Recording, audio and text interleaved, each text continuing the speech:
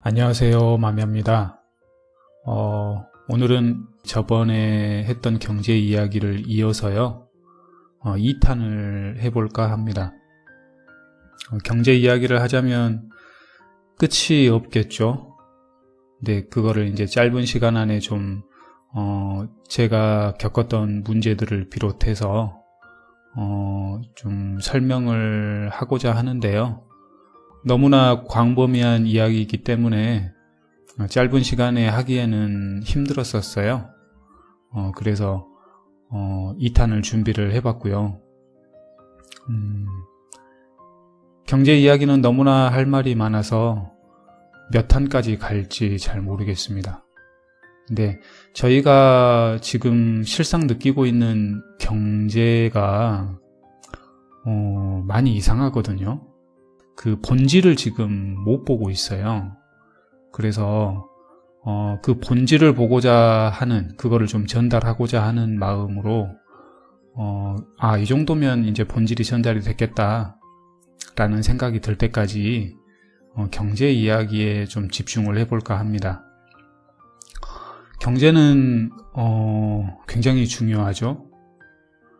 우리가 살아가는 거의 모든 게 이 경제와 맞물려 있습니다. 그래서 굉장히 중요한 문제이고, 이것 때문에 사람들이 행복과 불행을 많이 겪거든요. 그래서 너무나 중요한 이야기다 보니까요, 좀 해보겠고요. 일단 저번에 했던 경제 이야기 중에서 약간 부족한 부분이 있어서 지금 추가를 좀 해볼 텐데요. 저번에 했던 것 중에 그 사업주분들 이야기가 있었어요. 사업주분들. 지금 현재 이 사업주분들은 어마어마한 착시 현상을 지금 겪고 계세요. 비유하자면 그렇습니다. 큰 오판을 하고 계세요. 오판. 판단을 지금 잘못하고 계시죠. 뭐가 문제냐면요, 지금 현상 유지를 쭉 해오다가 변화가 생겼지 않습니까? 변화가 생겼어요. 임금을 더 많이 지급해줘야 되는 그런 변화가 생겼습니다. 그런데 정부에서 이것을 지원을 해준대요. 근데 왜 안 받으시죠? 왜 안 받고 해고를 하시는 거죠? 그 경제 정책 나와 있는 거 쭉 한번 보세요. 지원이 얼마나 잘 이루어지고 있는지. 이런 충격이 생겼을 때 그거를 정부에서 지원을 해줌으로써 충격을 완화를 해주겠다라고 하는데 무조건 받아야죠. 무조건. 안 준다고 해도 좀 도와주세요 할 판인데요. 그거를 준다고 하는데도 안 받고 해고를 해버린다는 거는 지금 어마어마한 오판을 하고 계시는 겁니다. 어마어마한 오판을요. 왜 그런지 설명을 해볼게요. 제가 인프라라고 했지 않습니까? 인프라. 자, 여기에서는 편의점을 예로 들어보겠습니다. 편의점. 자, 현재 편의점 사업주분들 굉장히 고생들을 많이 하고 계시죠. 아르바이트를 해고를 해버리면 이제 주인 또는 그 주인의 가족들이 전부 나서가지고 그 가게를 지켜야 될 거 아닙니까? 그런 고생들을 하고 계시는데 정부에서 지원을 해준대요. 그럼 그 지원을 받아서 유지를 하시는 게 가장 좋습니다. 왜냐하면 자, 이 편의점이라는 인프라가 이만큼 구성이 돼 있었어요. 이게 이제 유지가 쭉 되어 왔었죠. 이 안에는 사업주분들도 있으시고 아르바이트도 있으시고 뭐 여러 가지 사람들이 이 편의점이라는 인프라를 구성을 하고 있었습니다. 그런데 외부적인 요인이 이제 생겼어요. 여기에 변화를 줄 수 있는 외부적인 요인이, 자, 임금에 대한 외부적인 요인이 생겼죠. 그런데 그 임금, 그거를 아끼고자 이 알바를 해고를 한다면 이 인프라가 줄어든 거예요. 인프라가 요만큼 해고된 만큼 줄어버렸습니다. 이게 이득인가요? 손해인가요? 편의점이라는 인프라로 봤을 때는 엄청난 손해입니다. 그렇게 되겠죠. 사업주분들이 생각하시기에는 내가 당장 다음 달부터 소득이 줄어드니까 아르바이트를 해고를 하면 도움이 되겠다라는 판단을 하실 수가 있는데 그게 굉장한 오판이라는 겁니다. 편의점은 더군다나 사업 유형이 유통입니다. 유통 사업을 하고 계시는 거예요. 이 유통 사업에서 인프라의 중요성은 정말 어마어마한 거거든요. 모든 사업이 마찬가지겠지만 특히나 유통은 더하죠. 제조업은 그나마 인프라의 구성에 대해서 영향을 덜 받는 직종이고요.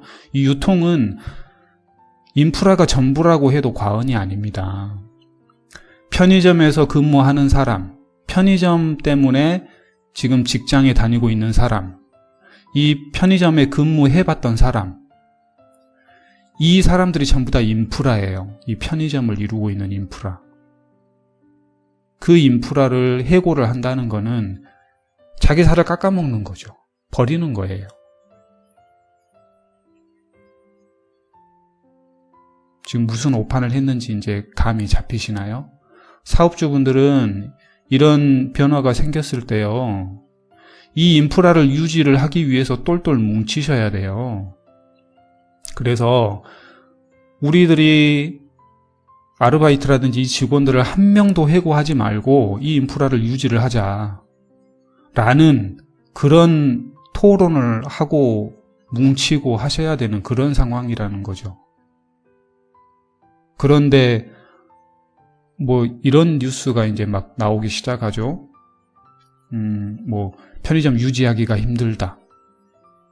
그러죠. 아르바이트를 해고하고 전 가족이 나섰다. 먹고 살기 힘들다. 이런 뉴스만 나오고 거기에 이제 현혹이 되기 시작하죠. 정작 본질을 못 보고 계시는 거예요. 여기에서 이렇게 부당하게 임금 올랐다고 잘려버린 알바가 편의점 이용을 하겠습니까? 한번 생각을 해보세요. 이 인프라가 얼마나 중요한지. 자, 그러면 반대로요. 임금이 이렇게 올랐는데 정부에서 이 정도 지원을 해준다고 하니까 우리 한번 잘해보자. 그리고 임금 이렇게 오르고 하면은 될 수 있으면 편의점에서 사고 그래라 라고 하면서 유지를 했다면 그렇게 일했던 알바는 어떻게 소비를 할까요? 마트가 200원 더 싸니까 마트 가서 살까요? 아니면 내가 그래도 편의점에서 1년 동안 알바해가지고 내가 학원 다니고 뭐하고 다 했는데 아니 그 200원 때문에 내가 이렇게 하는 게 아니라 될 수 있으면 편의점을 이용을 하려고 하겠죠. 이런 심리. 그 사업주분들은 이런 고민을 하셔야 될 때입니다. 변화가 생겼을 때 어떻게 이 편의점의 인프라를 유지를 하면서 잘 해나갈까? 지금 굉장한 어마어마한 오판들을 하고 계시는 거고요. 임금을 왜 올렸냐 이런 원망을 하는 정도까지 가신 분이라면 이 상태가 굉장히 심각한 거예요. 전혀 사업 마인드가 없으신 상태고 이 사업의 본질을 못 보고 계시는 겁니다. 그러니까 사업주분들 정부가 지원을 해준다고 했을 때요, 다 받으세요. 다 받으면서 이 인프라를 유지를 하셔야 돼요. 그래야 여러분들이 계속 그 사업을 하시면서 생활을 해 나가실 수가 있습니다. 그렇게 나누고자 하는 마음이 있어야 된다고요. 그게 없으면 지금처럼 무너져요. 그게 없으면. 아주 발빠르게 움직인 기업이 하나 있었습니다. 모 기업에서 8,000명을 정규직으로 고용을 했다는 소식을 들었어요. 굉장히 영리한 겁니다. 굉장히 영리한 행동이에요. 그리고 이 사업의 본질, 인프라의 본질을 제대로 알고 있는 사람들이죠. 이 8,000명, 이 8,000명이 무엇을 뜻합니까? 인프라를 뜻하기도 하면서요, 이 사람들의 가족, 친지 또는 본인들 모두 다 직원이자, 인프라를 구성하고 있는 직원이자, 자, 고객이자 바로 그 기업 자체인 거죠. 어떤 사업이라든지 어떤 기업이라든지 이 전 국민을 나의 직원으로 만들 수 있다면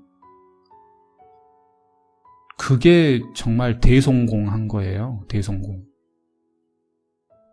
그러지를 못해서 안타까워해야지. 아니, 그나마 있는 인프라를 임금을 올려서 인프라를 더 늘려주겠다는데 그거를 깎아먹고 있어요. 욕을 하면서. 어떤 게 본질인지 이제 정확히 보이시나요? 편의점 사업주 연맹을 만드세요. 그래가지고 거기에서 토론을 하십시오. 이 인프라를 어떻게 더 늘리고 어떻게 해나갈까를. 지금처럼 왜 임금을 올렸냐 뭐 이런 거 하면서 하실 때가 아니시라는 거죠.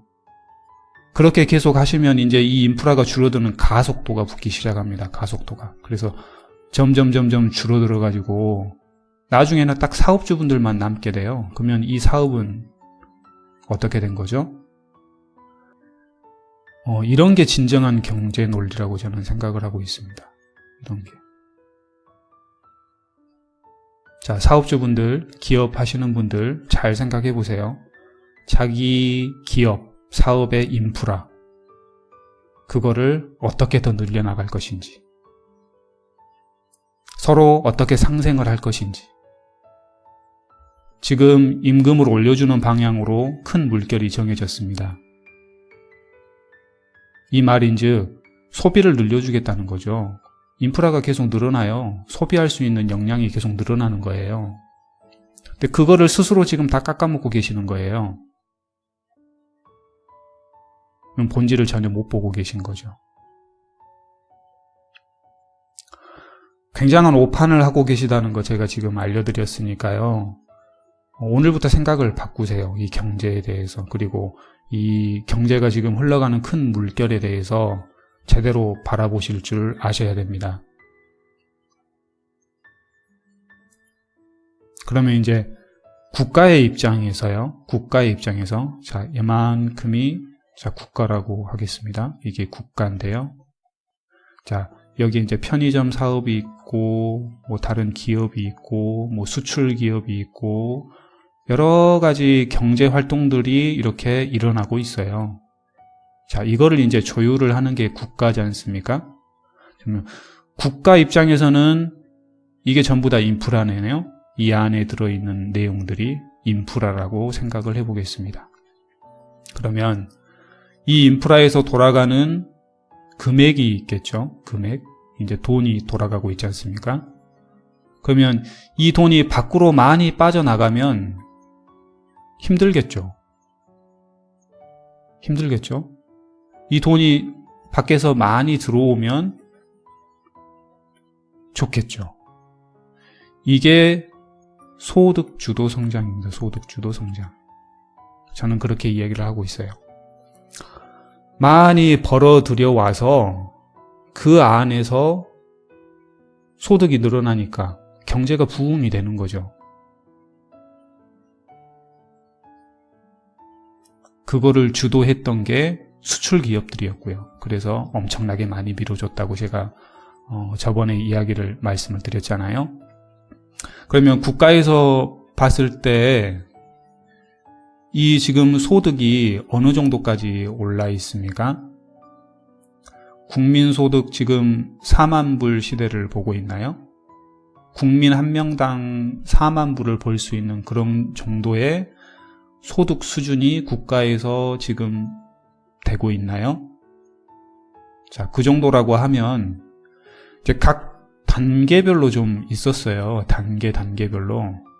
자, 1만 불이 안 됐던 시대, 2만 불, 뭐 3만 불. 숫자가 이러다 보니까 이제 꼭 이렇게 구분 짓는 건 아닌데, 이렇게 해볼게요. 그러면 요 정도 단계에서 이렇게 단계별로 할 수 있는 사업 정책들이, 국가 정책들이 있지 않겠습니까? 1만 불도 안 됐을 때는 뭐를 했어야 됐습니까? 카피, 복사요. 잘 살고 있는 나라들에 있는 모든 정책, 경제, 문화, 기술 전부 다 카피해가지고 적용시킬 수밖에 없었죠. 이것도 제가 팟캐스트에서 여러 번 말씀을 드린 것 같은데요. 카피를 해서 무조건 발전을 시켜야 되는 그런 단계였고요. 이 카피를 하면서 늘어난 능력, 이 개개인의 능력치들, 이게 있는데 임금은 저렴한 상태라 이렇게 많이 소득이 들어온 거예요, 나라로. 근데 이제 이게 올라가면 올라갈수록, 자, 능력치 그래프는 이렇게 적게 올라가는데 임금 그래프는 이제 이렇게 올라가게 되겠죠. 그러면 그 상태가 되면 이제 들어오는 돈은 조금씩 줄어들고요. 나가는 돈은 조금씩 더 늘어나겠죠.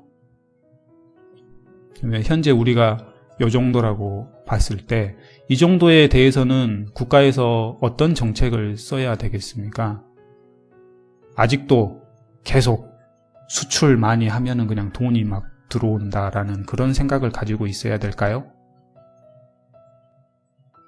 적정선이 됐다고 생각을 합니다. 적정선이요. 그게 되려면 이제 이 국가들 있지 않습니까? 국가가 이렇게 저희 국가가 있고 다른 국가들이 이제 이렇게 막 있어요. 다른 국가들이. 그러면 이 국가들과의 어떤 조율, 어느 국가는 소득이 얼마고 능력치는 얼마 정도 되고 이런 정도에 따라서 여기에서 왔다 갔다 하는 돈들, 또 이 국가, 또 왔다 갔다 하는 돈들, 이런 것들이 어느 정도 이제 맞아 떨어져야만 이게 동반 상승이 되겠잖아요. 5만, 6만 막 갈 수가 있겠죠. 근데 어느 한 나라만 10만, 이렇게 100만 가고요. 이렇게 될 수는 없지 않겠습니까? 동반 상승을 할 수 있는 국가들이 있어야 돼요. 맞는 국가들이 있어야 되죠. 다 같이 상승하면 좋겠죠. 저는 그것을 바라고 있는데, 자, 그럼 아까 이야기로 돌아가서, 자, 이만큼이 됐을 때는 이제 이렇게 바라보셔야 된다는 거죠. 이 국가 안에서만 볼 게 아니라 다른 국가들도 보셔야 된다는 거죠. 우리나라만 계속 소득이 올라갈 수는 없습니다. 이 2만, 3만 막 뚫어내는 게 정말 어느 정도의 노력이 필요했다는 거 과거를 돌아보면 다 알 수 있지 않습니까? 12시간, 18시간 노동은 기본이었고요. 노동자의 인권 아무것도 없었고요. 무조건 기업 위주. 기업 손 다 들어주고요. 그렇게 이제 10년 막 이렇게 20년 하다 보니까 이제 그게 정석인 것처럼 이렇게 됐는데 정석이 아니었죠. 임시 방편이었습니다. 급성장을 하기 위한 임시 방편이었죠. 지금은 어떤 정책을 써야 될까요? 이만큼 올라왔으니까요. 지금 하고 있는 게 다 맞아요. 노동자의 인권 우선시 해주고요. 다 보상해주고요. 이 안에 들어와 있는 돈들, 그런 돈들이 잘 굴러가게끔. 지금 양극화 현상이 엄청나게 생겼지 않습니까? 그 급성장한 그 폐단으로 인해서요. 그것도 좀 줄여주고요. 그게 되려면은 국민들의 의식 수준이 높아져야 되겠죠. 왜냐하면 의식 수준이 잘 맞지 않으면 사람들은 안 친하잖아요. 그렇기 때문에 이 의식에 관한 교육, 그거는 이제 여러 가지 문화라든지 문화에는 TV, 신문, 방송 이런 것들이 있을 수가 있고요. 이제 그런 게 이제 접목이 돼서 모든 그런 현상들이 생겨나고 있습니다. 이 노동자층을 이루었던 사람들이 의식 수준이 높아지고 소득 수준이 높아지고 인권이 더 향상되고 이러한 작용들이 이제 계속 국가 안에서 생겨나고 있는 상태죠. 지금 국가는 잘하고 계신 거예요. 근데 그동안 그런 과정을 겪어왔던 이 사업주 분들이 엄청난 오판들을 하고 계시는 거죠, 지금. 자기의 살을 다 깎아먹고 계시는 겁니다. 이런 사업주들이 사회활동을 왕성하게 해버리면 방향에 전혀 맞지도 않고 오히려 악영향만 끼쳐지겠죠? 이치에 따라서 이렇게 인프라가 계속 줄어들어서요, 딱 사업주분들만 남아서 이건 이제 도태되는 거죠. 그게 맞아요. 현재 계속 그렇게 가신다고 하면. 빨리 생각을 바꾸셔야 되겠죠? 네, 연맹, 단체, 잘해보자. 이런 거를 만드셔서 같이 가려는, 인프라를 구성을 해서 서로 잘 먹고 잘 살려는 그런 생각을 가지셔야만 살아남을 수 있습니다.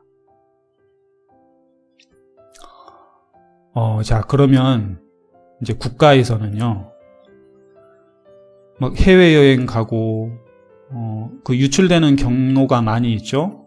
뭐 도박으로 빠져나가고, 또 종교, 네, 종교로 빠져나가고, 어떤 금융단체가 들어와서 뭐 이자, 다른 기업, 이렇게 빠져나가는 돈을 조율을 잘 하셔야 됩니다. 근데 이거를 다 막는다고 해서 조율을 잘 하시는 게 아니라요, 제 생각으로는 관찰을 이제 잘 해야 되죠. 좋은 방향으로 빠져나가서 다시 선순환, 다시 돌아오는 그런 자금인지, 정말 나쁜 방향으로 빠져나가서 나쁘게 돌아오는 그런 자금인지 그거를 잘 보셔야 돼요. 그러니까 기업, 종교, 뭐 이런 걸로 해서 해외로 많이 왔다 갔다 하죠. 국내로도 많이 왔다 갔다 하고요. 이런 소득과 지출에 대해서 면밀하게 관찰을 잘 하셔야 됩니다. 왜냐하면 이 돈이라는 거는 견물생심이라는 말도 있지 않습니까? 돈을 보면 욕심이 생겨나요. 그렇기 때문에 돈만 잘 벌면 된다라는 생각이 생겨날 수 있거든요. 그런 기업 종교가 국내에서 활동을 할 수가 있습니다. 그래서 안 좋은 방향으로 돈이 많이 빠져나가서 안 좋게 또 돌아오는, 그래서 그 안 좋은 작용을 하는 단체들이 많이 크게 자라날 수 있는 그런 여건이 만들어질 수가 있기 때문에 국가에서는 그것만 잘 보시면 돼요. 좋은 방향으로 빠져나가는 돈은 그대로 놔두시면 됩니다. 그러면 좋은 방향으로 다시 돌아오게끔 돼 있어요. 그러니까 뭐 어려운 사람들을 위해서 돕는 기부금이라든지 이런 것들은 오히려 더 지원을 해줘야 되는 그런 거죠. 그런데 뭐 사이비 종교라든지 아주 그냥 이렇게 먹튀라고 그러죠. 먹고 튀는 그런 기업들, 이런 기업들에 대해서는 그 기업의 노동자가 뭐 2만 명, 3만 명이라 하더라도요, 지금 당장 손해일 수도 있지만 장기적인 안목, 5년, 10년을 바라봤을 때는 아주 유용한 그런 행위니까요. 망설이지 마시고요. 이런 기업과 이런 종교, 뭐 어떤 단체들이 있다면 그냥 바로바로 못하게끔 그렇게 하시는 게 좋습니다. 그리고 좋은 기업, 좋은 복지회사들 많이 있죠. 제가 지금 활동 많이 하고 있는 기업들 중에 그 복지기업 중에는 뭐 유니세프도 있고요. 굿네이버스 뭐 이런 기업도 있고, 뭐 초록우산 어린이재단 활동들을 굉장히 많이 하고 계시던데, 그런 사업들은 잘 밀어주는 게 좋다고 생각을 하고 있습니다. 그러면 그렇게 밀어주는 자금은 반드시 좋은 방향으로 돌아오게끔 돼 있습니다. 그리고 저희 나라도 마찬가지로 그런 좋은 자금들을 받아들여서 애들 많이 키우고 그랬어요. 뭐 이렇게 굶어 죽는 애들도 많이 있었는데 그렇게 국제 구호단체가 와가지고 많이 구해주기도 했죠. 자, 그런 겁니다. 그런 선순환이 잘 이루어지게끔 이 각 국가 간에 이렇게 해줄 수 있는 어떤 기관이 있으면 좋겠는데, 그게 있는지 없는지 잘 모르겠어요. 유엔에서 이런 거 하는지도 잘 모르겠고요. 근데 이제 국가에서 그거를 이 국가가 잘하면 다른 국가들도 다 따라하게 되고요. 아, 저게 좋구나 하고 다 이렇게 소문이 나고 그렇게 된다라고 저는 믿고 있습니다. 그러면 이제 국가에서 잘하면 되겠죠. 그러니까 지금 소득 주도 성장이라는 이 타이틀을 걸고요. 경제 정책을 운영을 하는 지금 현상은 아주 적절한 현상이에요. 지금 이 소득 시대에 일어나야 되는 아주 적당한 현상이고요. 잘 가고 있습니다. 근데 거기에 이제 변화가 생겨나니까, 이런 변화가 생겨나니까 이 인프라에서 충격을 이제 어떻게 흡수해야 될지를 몰라가지고 지금 이렇게 하고들 계시는데요. 제가 이렇게 경제 이야기 2탄을 통해서 지금 어마어마한 오판을 하고 계신다라고 말씀을 드렸으니까요. 이 인프라 잘 유지를 하면서 서로 어떻게 상생해서 잘 살아볼까를 고민을 하세요.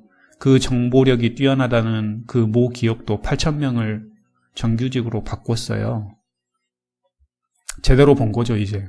아, 이 방향이 맞고 인프라가 이렇게 구성해야 되는 게 맞고 정부에서 지원을 해줄 때 빨리 이렇게 하는 게 좋죠. 이게 나중에는 다 소득으로 돌아옵니다. 그 기업의 소득으로.